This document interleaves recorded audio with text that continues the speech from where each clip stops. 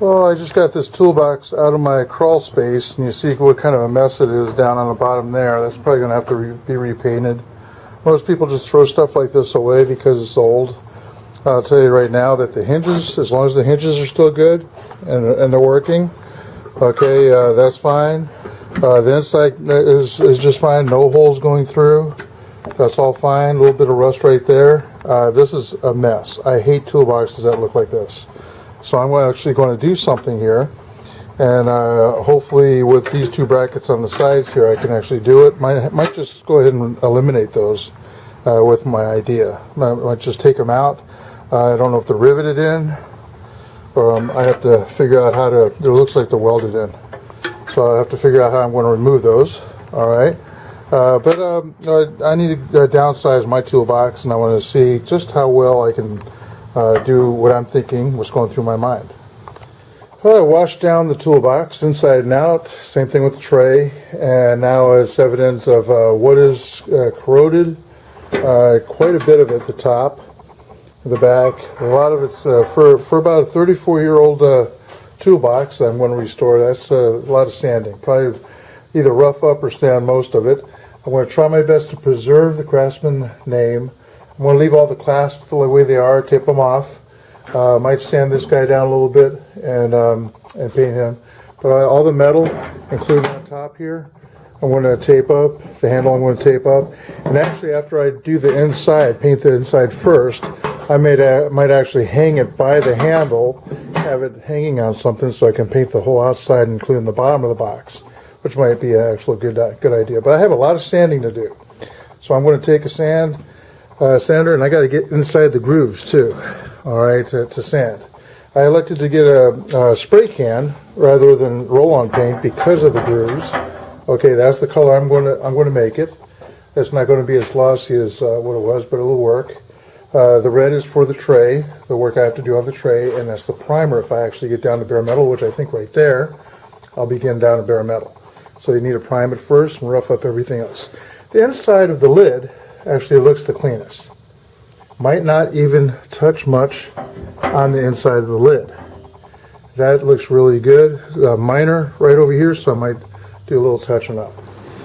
Well, I'm using 150 grade sander, sandpaper on a sander, and it's looking like it's pretty good. I'm going to have to do some hand sanding on the inside, I think, but it's okay to leave a little rust behind because these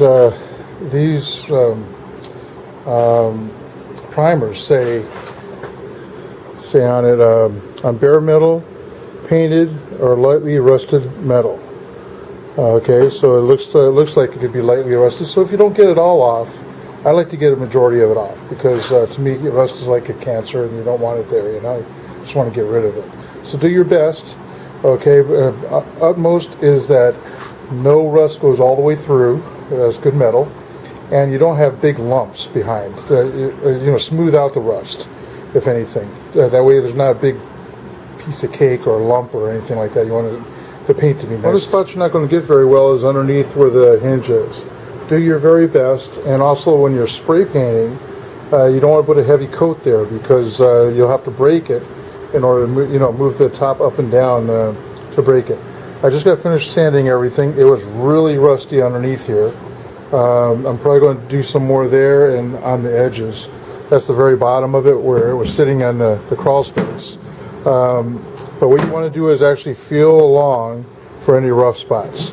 The biggest area where I have up front here is right in this area, and there's a little thing right there. I don't know, I think it's going in rather than out. Alright, that's what happens when rust eats away at the metal. Alright, so I want to hit down there a little bit too. I think we're doing good all over it. A little rough up in this area and right up there. Alright, and just go over it a couple of times with the sander. And for this guy here, you'll have to use a piece of sandpaper with your hand to really get in there. And he's getting spray painted too. We're going to tape this up, tape up here, and tape the label. Alright, just a blue tape. What we're doing for the carpenters inside the house is good enough. If you have that, or masking tape. Something that's going to stay on and not come off until we're all done. I've elected to prime the bottom and the two sides and the back. Alright, it's a light coat, multiple times over, a prime. primer, okay? You don't need to put a second coat on. As you see right there, if you can see it, there's a little dents and a little ding up in the front, but that's fine. We're good over here until I mask it off. Alright, so I want to do this side first, all these sides, and then I'm going to do, after I do the inside, I'll sand down the inside and work on the inside, then I'll work my way out. I just want to get the bottom and the sides of the back done before I move on. While that's drying over there, I can start working on this guy here. You can see some rust on the bottom. We're going to do the same thing here. We might have to use our hands inside underneath this handrail to get inside there. Alright, we're going to look at both ends, make sure everything's good, definitely the corner. Well, I can honestly say that taping took the most time. Okay, if you do take this indoors to a cooler environment to tape, you're going to need to bring this out and let the metal get to the ambient temperature, the same temperature of everything else around before painting, because it doesn't react good. All right, so this is real wrapped underneath. This is called honeycomb in the Navy. All right, when something's wrapped up like that. I'm not worried about the exposed metal down here because I think I can scrape the paint off and still make it look good. It's just hard to get around all those curves. All right, so I'm going to have to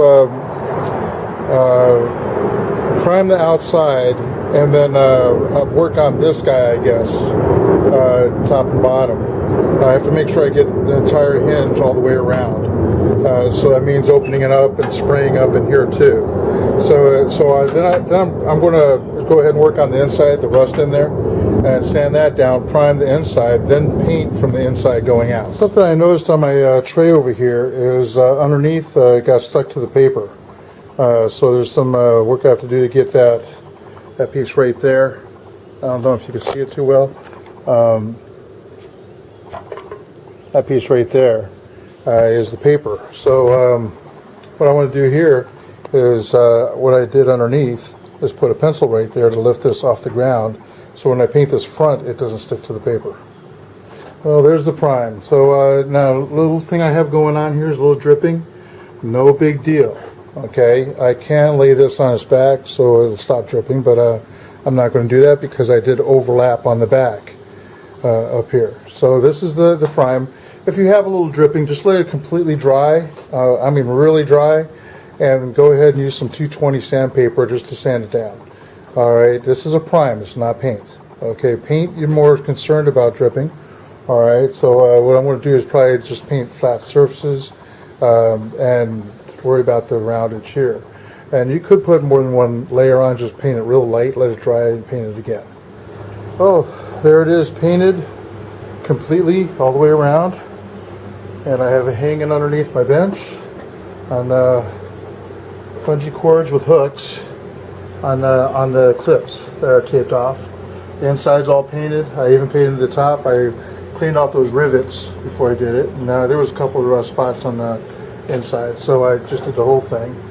And everything's really nice. I hate it when bugs get on my thing. So what you can use is a little knife. These guys are as annoying as possible, so just take it out. It's going to cause a little mark, but that's right. You get them out of there and just spray another coat of paint on, and it'll blend in. Well, it's the next morning and here it is. I took all the tape off. Not much touching up has to happen. This is because I didn't tape this up enough, but I'm not really worried about that too much. Same thing under there. At least I got under there to paint. Coming up here, there's a little nick there, and that is because this scrapes. I'm not worried about that at all. We can always touch it up later on. The red insert looks really nice. No corrosion whatsoever. And inside looks brand spanking new. So that really came out nice. I'm going to close this and turn it over. I want to show you what I did. Modified it just a little bit. Okay, I put a Velcro cushion side, not the hook side, the cushion side on both sides. That'll give us some protection, keeping this actually off the ground and not getting all scratched up like it was before, but just a little bit, so it's not absolutely perfect as restored. These, if I had to do this again and I had more funds and able to get the exact duplicates, because when you change the handle out and you drill these out, you have to find one that's going to fit in the same holes. Otherwise, you're going to have problems. These shouldn't be any problems because I think they're in the hardware store if you ever want to change those out. So if you like the video, that's how you restore a 35-year-old toolbox. And it's good for another 35 years or more. Hopefully to the end of my life. That would be nice. Subscribe and see a whole lot more. The next video, I'm going to show you how to store things in here without anything touching metal on the bottom. Without anything touching metal.